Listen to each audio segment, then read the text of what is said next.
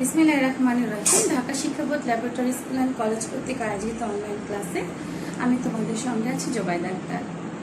প্রিয় শিক্ষার্থী, আসসালামু আলাইকুম। কেমন আছো তোমরা? আশা করি সবাই ভালো আছো, বাড়িতে আছো, সুস্থ আছো। আজকে আমি তোমাদের সাথে হাজির হয়ে গেলাম ক্লাস 7ম শ্রেণীর বিষয় ইসলাম ও নৈতিক শিক্ষা ক্লাস নিয়ে। তো তোমাদের আজকে ক্লাসে ধারাবাহিকতা আজকে আমি চলে আসব দ্বিতীয় অধ্যায়ের পার্ট 2, মুসাফিরের সালাত। আচ্ছা, সালাতুল মুসাফির। মুসাফির আরবি শব্দ, এর অর্থ হলো ভ্রমণকারী।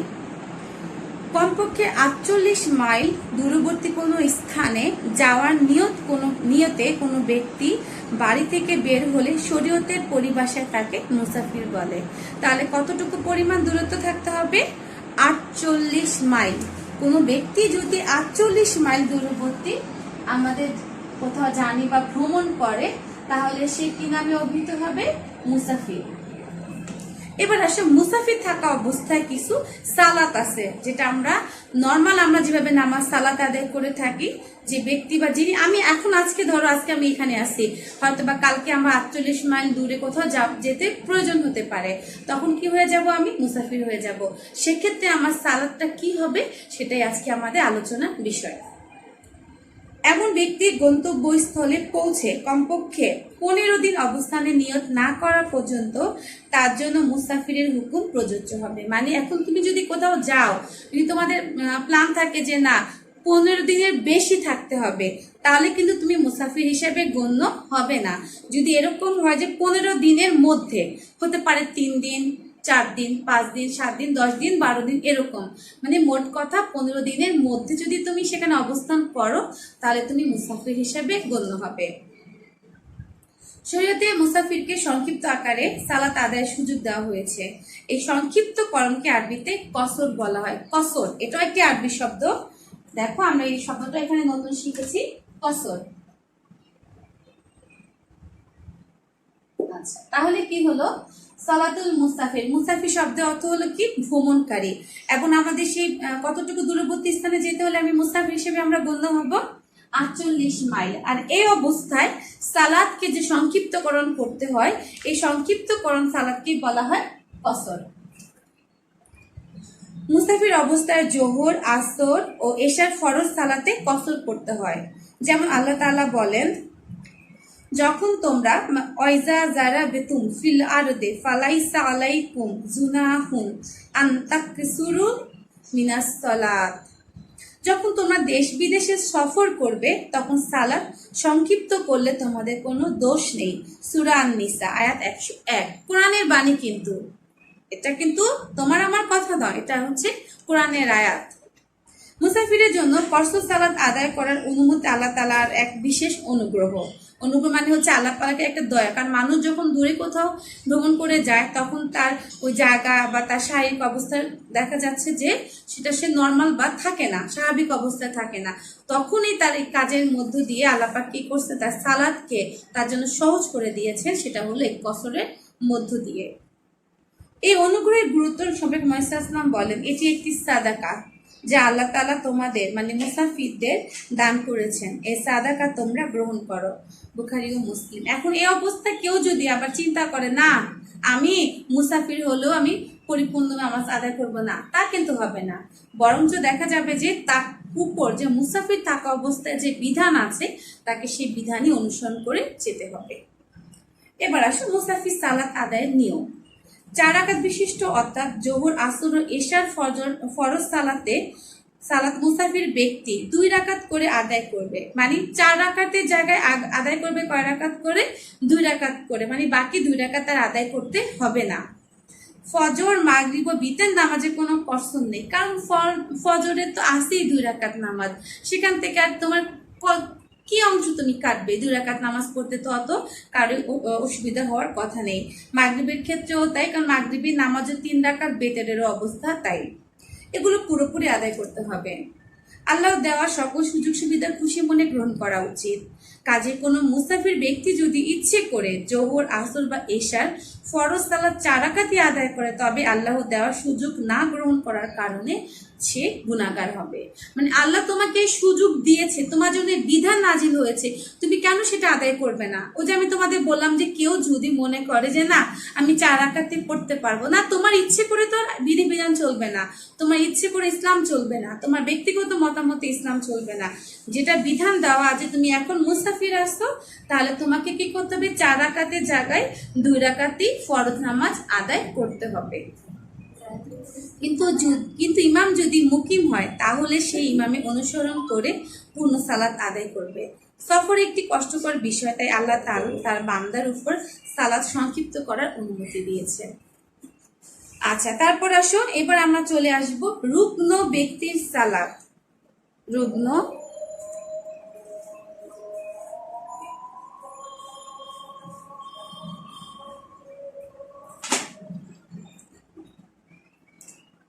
এবার আমাদের যাবে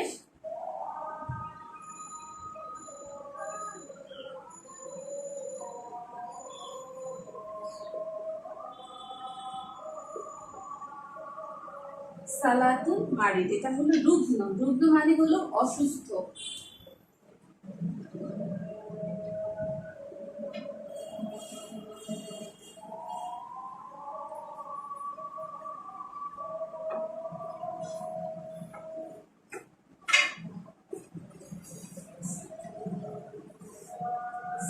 আচ্ছা, তাহলে দেখো, রোগী বা অক্ষম ব্যক্তি যথানিয়মে সালাত আদায় করতে না পারলে তার জন্য ইসলামে সহজ নিয়মে অনুমোদন রয়েছে। রোগী সেই সহজ নিয়মে সালাত আদায়কেই বলা হয় রুগ্ন ব্যক্তির সালাত। মানে হলো, কারণ কোনো রোগী বা কেউ অক্ষম ব্যক্তি যদি হয়, তার জন্য ইসলাম সহজ নিয়ম অনুমোদন করেছে। মানে তার জন্য নামাজ আদায় করার নিয়মটাকে একদম সহজ করে দিয়েছেন। এই যে তার জন্য যে সহজ নিয়মে সালাত আদায় করার যে নিয়ম রয়েছে, সেইভাবে সালাত আদায় করাকেই বলা হয় রুগ্ন ব্যক্তির সালাত। এবার রুগ্ন ব্যক্তির সালাত আদায়ের নিয়ম দেখো। রুগ্ন ব্যক্তির জন্য জ্ঞান থাকা পর্যন্ত সালাত আদায় করা বাধ্যতামূলক। মানে যতক্ষণ পর্যন্ত কোনো অসুস্থ ব্যক্তি জ্ঞান থাকবে ততক্ষণ পর্যন্ত তার জন্য সালাত আদায় করা বাধ্যতামূলক। রোগ যত কঠিন হোক না কেন, সম্পূর্ণরূপে অপারগ না হলে সালাত ত্যাগ করা যাবে না। মানে অপারগ মানে হচ্ছে অক্ষম, মানে যতক্ষণ না পর্যন্ত সে অক্ষম না হবে ততক্ষণ পর্যন্ত সে সালাত ত্যাগ করতে পারবে না। রোগীর দাঁড়াতে কষ্ট হলে বসে রুকু সেজদার সাথে সালাত আদায় করবে। রুকু সেজদা করতে অক্ষম হলে ইশারা সালাত আদায় করবে। ইশারা করার সময় রুকু অপেক্ষা সেজদার মাথা একটু বেশি নত করতে হবে। মাথা দিয়ে ইশারা করতে হবে, চোখে ইশারা করলে সালাত আদায় হবে না। রুগ্ন ব্যক্তিকে বসার সময় সালাতের অবস্থায় বসতে হবে।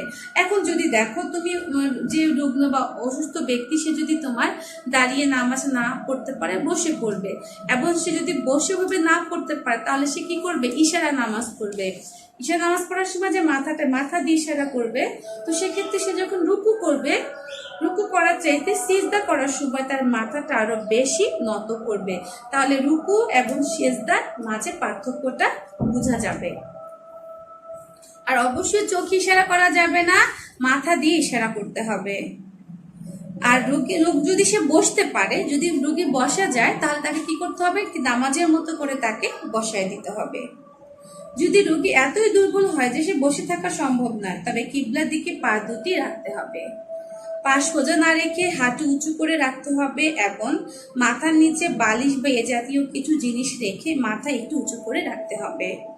শুয়ে ইশারায় রুকু সেজদা করবে, অর্থাৎ উল্টো দিকে মাথা রেখে কাত হয়ে শুয়ে এবং কিবলার দিকে মুখ রেখে ইশারায় সালাত আদায় করবে। মানে যেভাবেই তুমি শুয়ে দাও উত্তর দিকে শুয়ে, কিন্তু তোমার কি করতে হবে? মুখটাকে কিবলার দিকে কাত করে শুয়ে নিতে হবে। আচ্ছা, যদি এভাবেও সালাত আদায় করা সম্ভব না হয়, তবে তার উপর সালাত আর ফরজ থাকে না, মাফ হয়ে যায়। যদি সে তাকে ওইভাবে শুয়ে রাখো যাবে না, সে শুয়ে রেখো সে কেউ নামাজ পড়তে পারছে না, তাহলে আর তার জন্য নামাজ পড়তে হবে না। সেটা কি হয়ে যাবে? আল্লাহ তাআলার পক্ষ থেকে সেটা মাফ হয়ে যাবে। অপারগ অবস্থায় বা কেউ বেহুশ হয়ে পড়লে যদি 24 ঘন্টা সময় অর্থাৎ 5 ওয়াক্ত সালাত বা তার চেয়ে কম সময় অতিক্রান্ত হয়, তাহলে সক্ষম হওয়ার পর রুগ্ন ব্যক্তিকে কাজা করতে হবে। মানে যদি কেউ ধরো অজ্ঞান হয়েছিল বা অনেক সময় আইসিইউতে থাকে বা লাইফ সাপোর্টে থাকে, এরকম যদি কারো ক্রিটিক্যাল অবস্থা থাকে বা অজ্ঞান হয়ে থাকলো, তখন দেখা গেল যে 24 ঘন্টা বা 5 ওয়াক্ত সালাতের বা 4 ওয়াক্ত সালাতের সময় পর্যন্ত সে যদি এরকম বেহুশ বা অজ্ঞান বা আইসিইউতে থাকে, তখন যখন সে সুস্থ হবে তখন তাকে কি করতে হবে, ওই ওয়াক্ত সালাতে যদি 5 ওয়াক্ত হয় বা 4 ওয়াক্ত, যে কটা ওয়াক্ত থাকলো সেগুলোর কাজা আদায় করতে হবে। যদি একদিনের বেশি চলে যায়, মানে 5 ওয়াক্ত সালাতের বেশি সময় সে যদি এরকম অজ্ঞান থাকে বা বেহুশ থাকে, তখন তারা কাজা করতে হবে না। যদি 5 ওয়াক্তর বেশি অতিবাহিত হয় তবে তার কাজা করতে হবে না। এতে এই কথার প্রতীয়মান হয় যে সালাত এমন একটি ইবাদত যা সক্ষমতার শেষ সীমা পর্যন্ত আদায়ের হুকুম দেওয়া হয়েছে, কোনোভাবে সালাত ত্যাগ করা যায় না। মানে তুমি যতটুকু পর্যন্ত তুমি আর কি তুমি হুশ আছে, তুমি সবকিছু দেখতে পাচ্ছ, শুনতে পাচ্ছ, ততক্ষণ পর্যন্ত তোমার উপর কি করতে হবে, সালাত ফরজ, এটাকে ত্যাগ করার কোনো সুযোগ নেই। তারপর চলে আসো জুমার সালাত। সালাত এবং জুমা দুটি আরবি শব্দ, প্রচলিত ভাষায় বলা হয় জুমার সালাত। তো এখন আমরা যেটা নিয়ে আলোচনা করব সেটা হলো সালাতুল জুমা।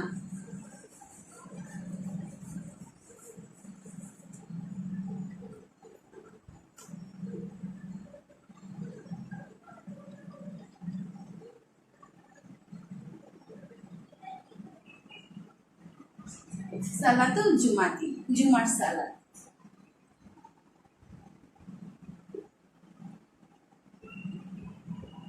জুমার সালাত, এখন দেখো জুমার সালাতে আর কি আছে। সালাত এবং জুমা দুটি আরবি শব্দ, প্রচলিত ভাষায় বলা হয় জুমার সালাত। শুক্রবার জোহরের সময় জোহরের সালাতের পরিবর্তে যে সালাত আদায় করা হয় তাকেই বলা হয় জুমার সালাত। প্রতি শুক্রবার জামে মসজিদে জুমার সালাত জামাতে আদায় করতে হয়। এবার আসে এটা গুরুত্ব। 5 ওয়াক্ত সালাতে নেয় প্রত্যেক প্রাপ্তবয়স্ক বুদ্ধিমান স্বাধীন মুসলিম পুরুষের উপর জুমার সালাত আদায় করা ফরজ। আর এর অস্বীকারী হলো কাফির। কোন ফরজ ইবাদত কেউ যদি অস্বীকার করে তখন তাকে কি বলা হয়, কাফির। অবহেলা করে কেউ এই সালাত আদায় না করলে সে ফাসিক হয়ে যাবে। ফাসিক মানে হয়ে যাওয়া, বিচ্ছিন্ন হওয়া, ধর্ম থেকে দূরে সরে যাওয়া। জুমার সালাতের গুরুত্ব সম্পর্কে আল্লাহ তাআলা বলেন, হে মুমিনগণ, জুমার দিনে যখন সালাতের জন্য আহ্বান করা হয় তখন তোমরা আল্লাহর স্মরণে ধাবিত হও, মানে আল্লাহর স্মরণের দিকে চলে আসো এবং ক্রয় বিক্রয় ত্যাগ করো, এটি তোমাদের জন্য শ্রেয়। মানে যখন যদি তোমাদের ব্যবসা বাণিজ্য থাকে, দোকান থাকে, যে যেখানেই থাকে না কেন, সঙ্গে সঙ্গে সেটা বন্ধ করে সালাতের জন্য চলে যাও, যদি তোমরা উপলব্ধি করো। কারণ তোমরা যে ব্যবসা বাণিজ্য করতেছো মনে হচ্ছে অনেক লাভ হবে, না, বরঞ্চ ওই সময় দোকানপাট ক্রয় বিক্রয় বন্ধ করে সালাতের জন্য যাওয়াই হচ্ছে তোমাদের জন্য শ্রেয়, উৎকৃষ্ট, শ্রেষ্ঠ।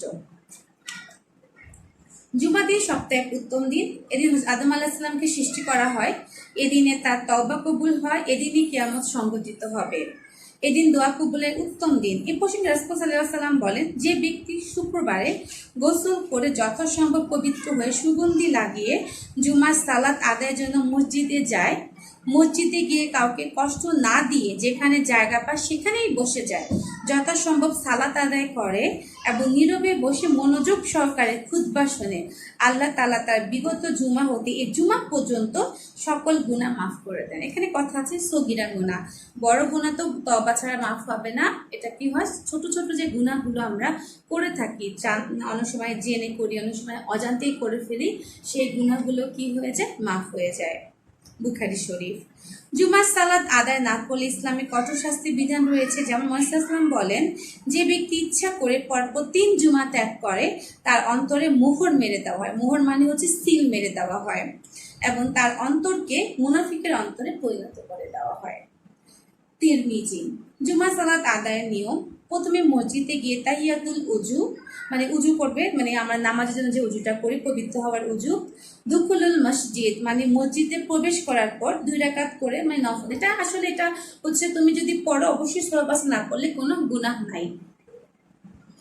2 রাকাত করে নফল সালাত, 2 রাকাত করে নফল সালাত আদায় করতে হয়। ফরজের আগে 4 রাকাত কাবলাল জুমা ও পরে 4 রাকাত বাদাল জুমা আদায় করা সুন্নতে মুআক্কাদা। মানে 4 রাকাত হচ্ছে তোমার আমরা যে ফরজ 4 রাকাত আদায় করে জুমার জন্য তার আগে 4 রাকাত সুন্নত আদায় করা এবং পরে আবার 4 রাকাত জুমার ফরজ নামাজ 4 রাকাত পরে আবার 4 রাকাত নামাজ আদায় করা, মানে এটাকে হলো সুন্নতে মুআক্কাদা।